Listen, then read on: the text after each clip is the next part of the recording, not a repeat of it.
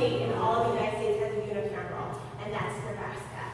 And both houses work together to create bills, which is eventually year to make 12 hours working together, 326 individual. Besides, no, the evolution of facial hair.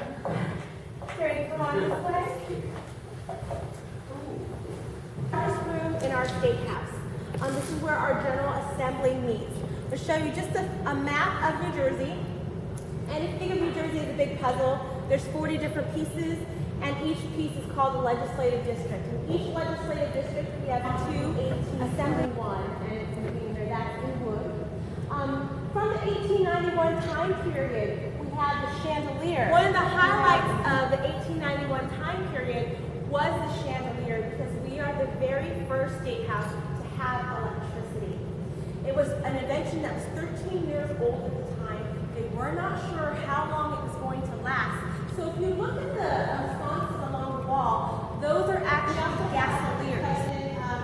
Abraham Lincoln, 16th President of the United States, but he also, in 1861, on his way to become the President of the United States, stopped here and spoke to the General Assembly and the Senate. Okay, we have everyone here.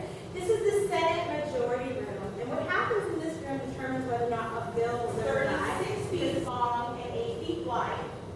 And something that happened when the judicial branch left, they moved into the annex, and then finally to the Richard Hughes Justice Complex Center. But in the meantime, it's more of an intimate arrangement here, as opposed to the larger of the room that we just had been in.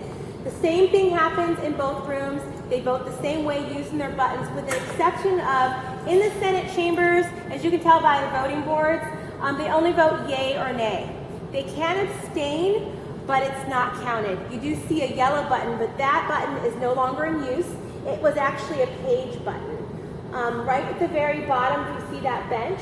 That is where the page is no longer needed and no longer used.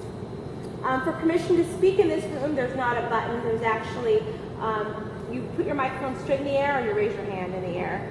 And then the Senate President, which is Senate President Stephen Sweeney, who sits at the very back desk, who will give you permission to speak.